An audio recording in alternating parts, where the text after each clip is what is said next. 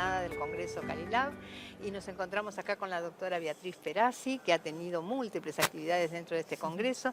La doctora Beatriz Perazzi es bioquímica, doctora de la Universidad de Buenos Aires en el área de microbiología, es especialista en bioquímica clínica, área bacteriología clínica, es docente autorizada de la UBA. Vicedirectora del Departamento de Bioquímica Clínica, profesora adjunta de Microbiología Clínica, jefa del Laboratorio de Química Clínica, directora del programa PROSAR de la Fundación Bioquímica Argentina, que es el programa de salud sexual y reproductiva. Y además es presidenta del Grupo de Trabajo en Salud Sexual y Reproductiva de la Fundación Bioquímica Argentina.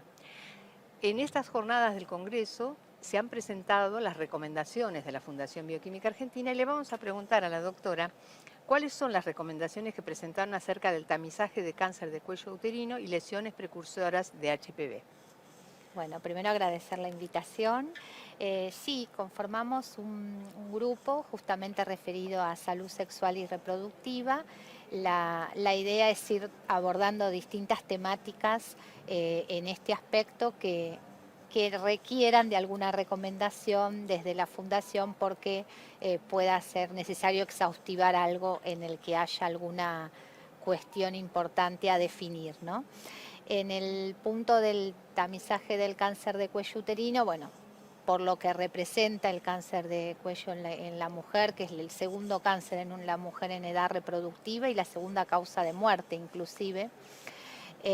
Incluso, bueno, las defunciones haciendo un parangón en el 2022 en Argentina superaron los 4.000 casos y entonces, bueno, es como para tener en cuenta de que hay que hacer investigación en cuanto a su detección.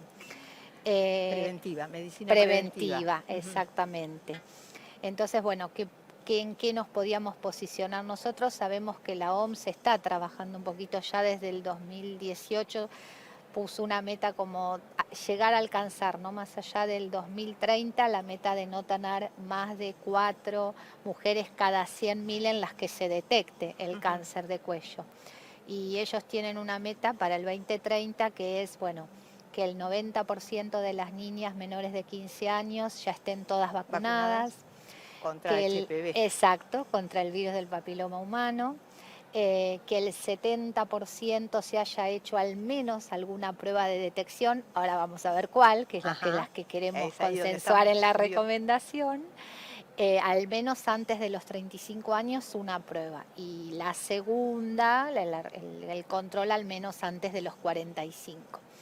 Y la tercera cuestión es que el 90% si presenta alguna lesión reciba su tratamiento específico, ¿no?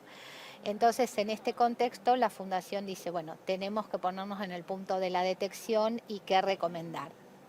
Entonces, bueno, por un lado... Claro, porque uno piensa en cáncer de cuello uterino y piensa en el Papa Nicolau. Exacto, eso te iba a decir, pero no es esto solo es mucho eso. Antes también. Claro, claro.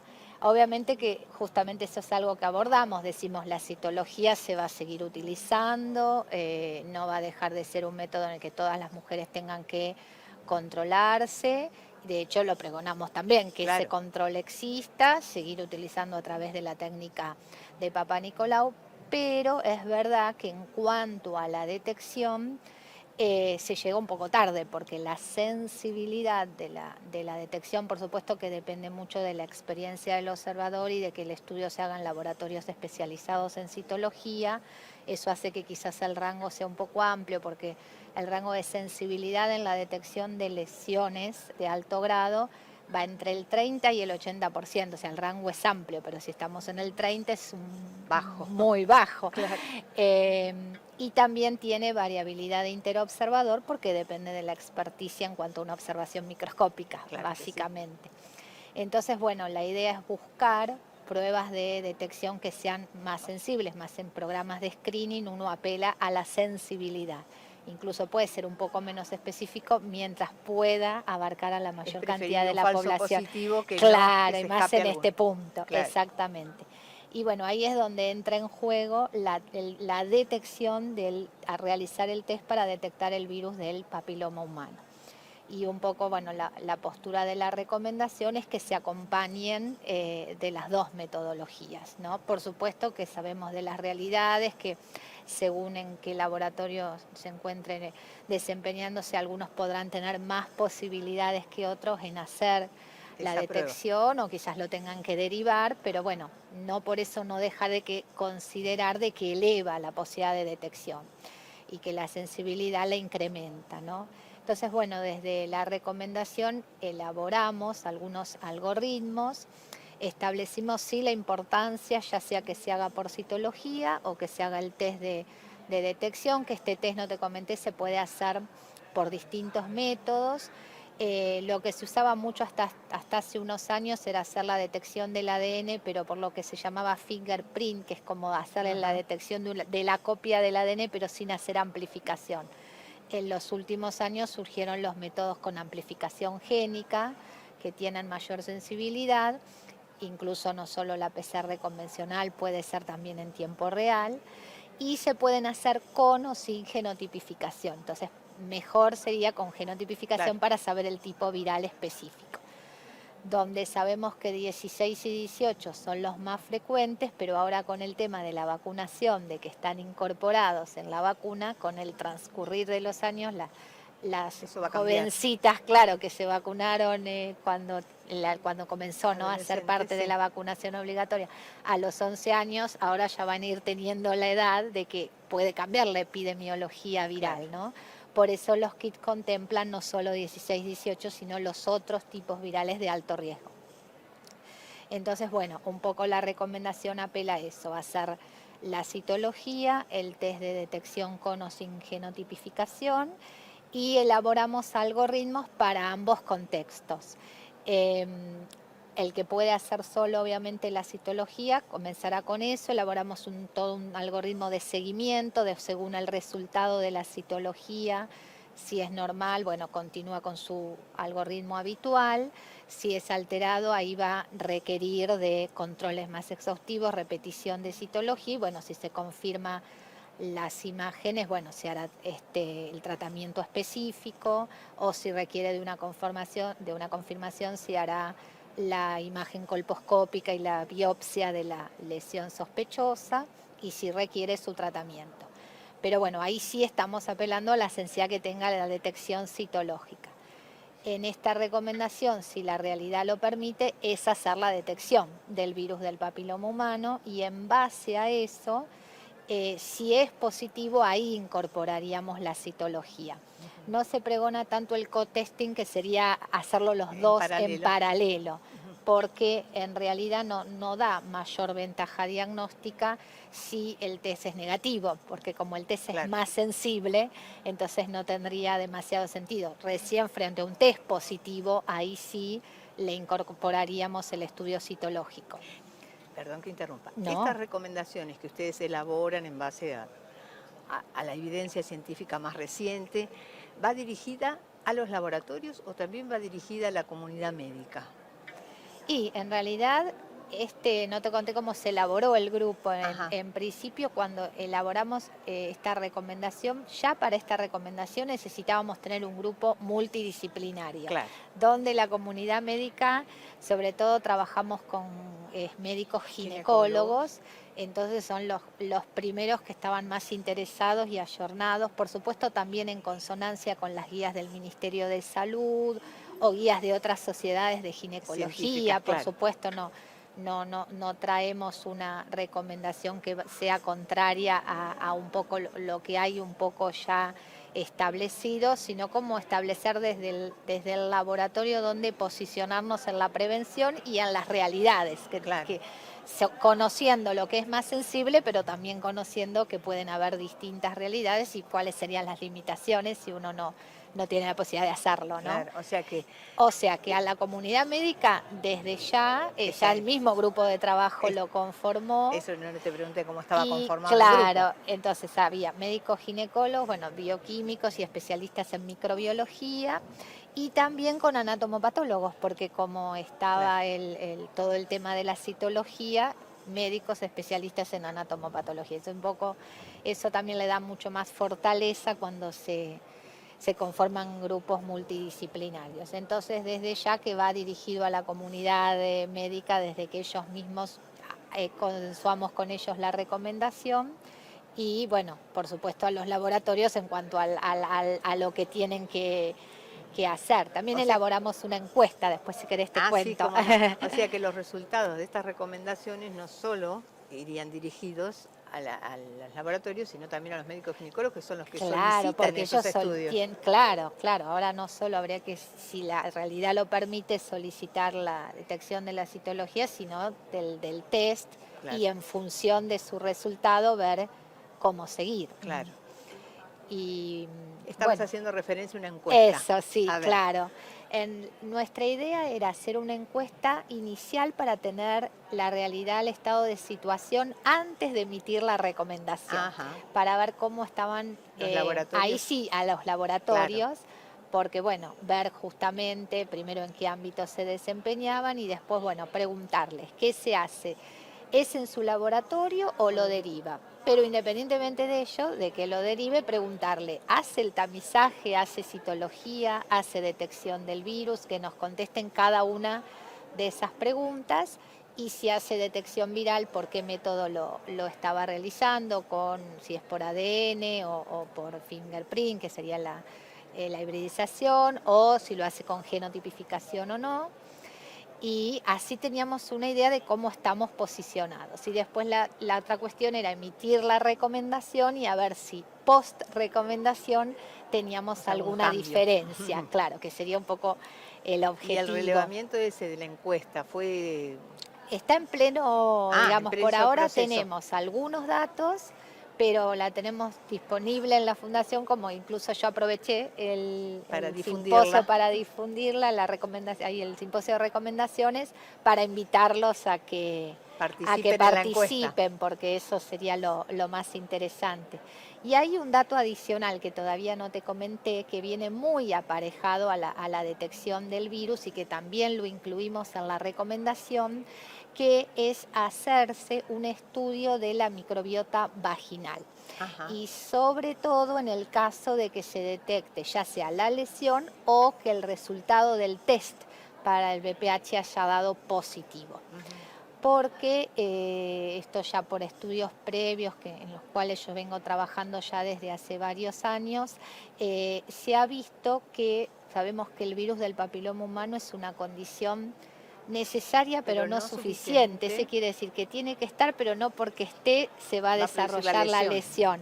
Entonces, ¿qué es lo que interviene? Seguramente hay múltiples factores, desde costumbres, factores de riesgo, desde bueno, por ejemplo, el tabaquismo, la inmunosupresión, algunas costumbres, hábitos higiénicos, alimentación. Hay todo un entorno conductual, pero también el estudio microbiano de la situación ginecológica, en caso puntual de la mujer, la microbiota vaginal.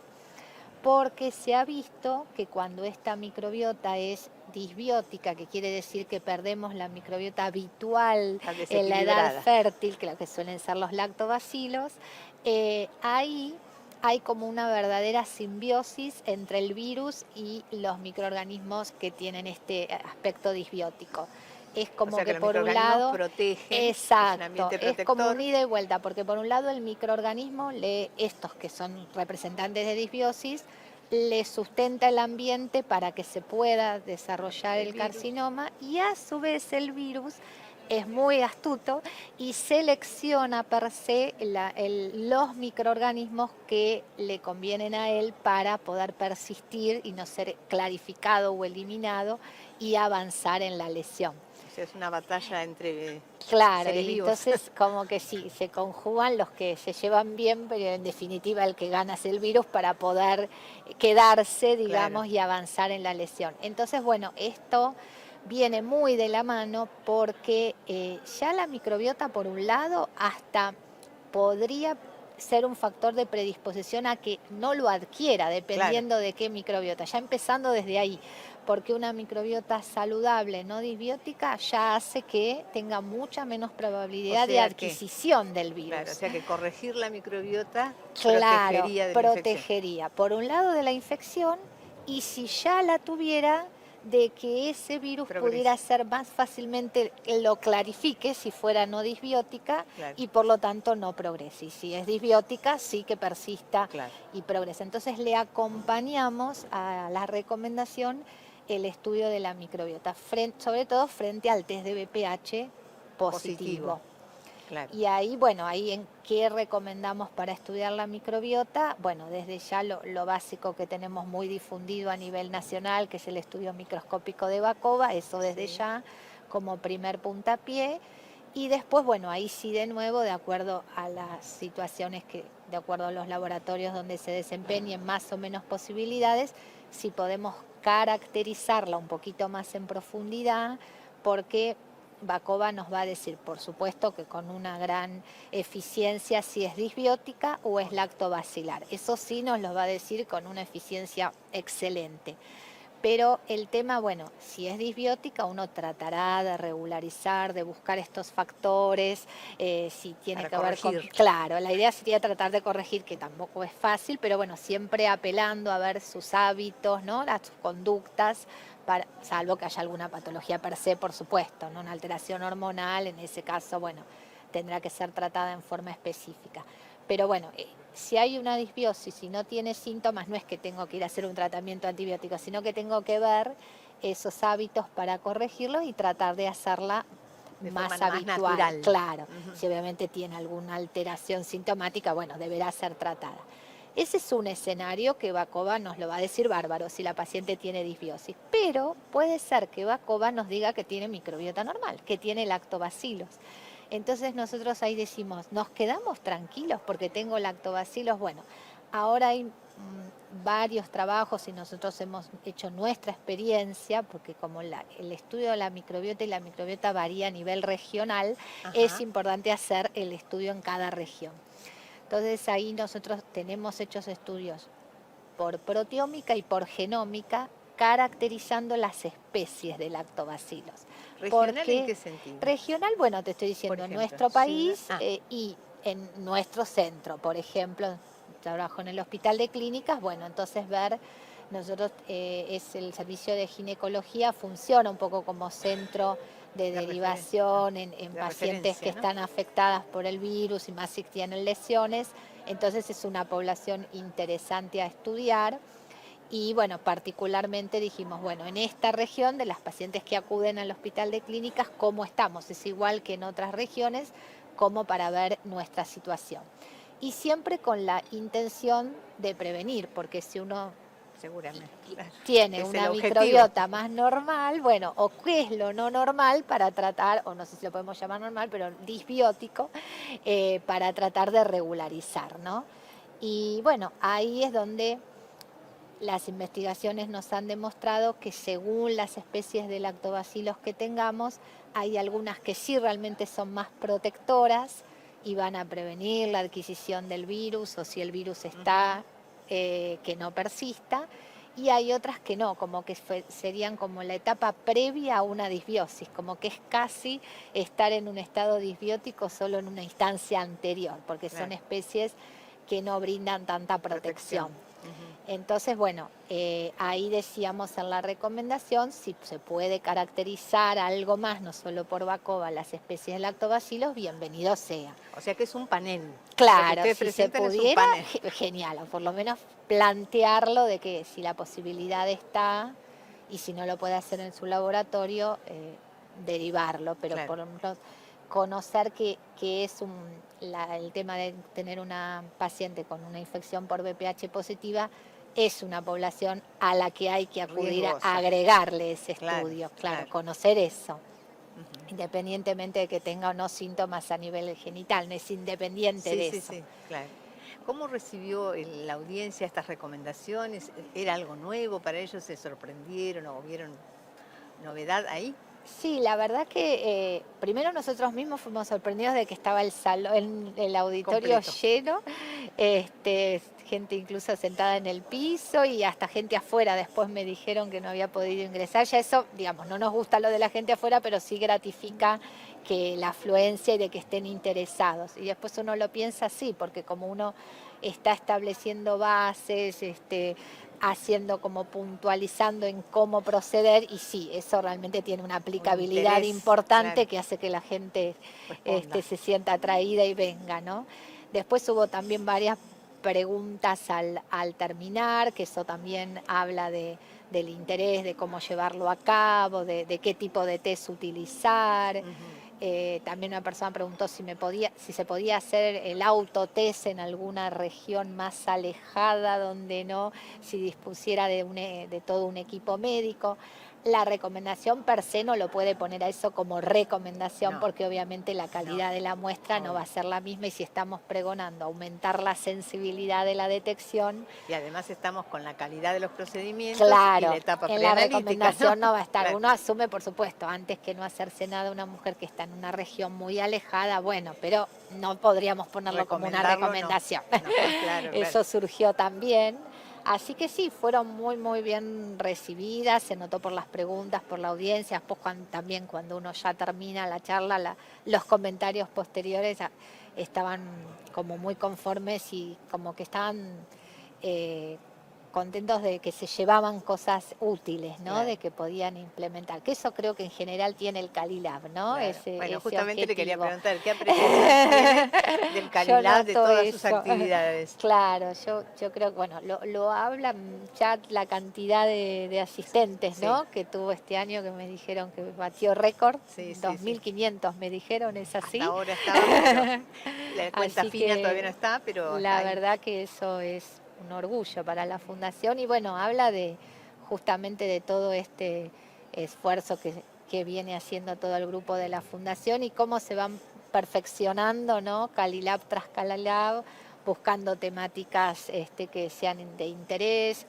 abarcando todos los aspectos que tengan que ver con la bioquímica clínica, la calidad, porque si uno mira el programa era tan vasto y realmente creo que no había temática que no hubiera sido abordada, y con la calidad y excelencia de los disertantes también convocados. Sesiones que uno no se quería perder y estaban en paralelo, ¿no? Claro, claro. Pero bueno, eso es inevitable, así que me parece que es de una calidad académica, científica, que bueno, y después lo otro que sí, que no solo la calidad de la disertación, sino que el enfoque de la disertación siempre va a una aplicabilidad, y yo creo que eso es El porque la plus. gente viene y viene de todo el país, ¿no? Ahora seguro nos muestran los números, pero yo me he cruzado con un montón de personas del interior, bueno, que quizás se habían formado con nosotros Claro. en la facultad, en el hospital, con las carreras de especialista, los posgrados, y volvían a sus lugares de orígenes, pero para el Calilab vengo, dice, porque Claro. tengo que seguir actualizándome. Y creo que eso es el plus, ¿no? De dar la excelencia, pero a su vez con un enfoque práctico, para ir a su laboratorio y decir, bueno, ahora yo voy a hacer esto de esta otra forma, porque aprendí que es mejor así, ¿no? Y eso me lo llevé del Congreso. Creo que siempre el Calidad ha tenido ese enfoque. Bueno, doctora, le agradecemos mucho este tiempo que No, nos a ha vos. brindado y bueno, espero que al público también le interese todo esto. Ojalá que sí. Muchas Gracias. gracias por la invitación.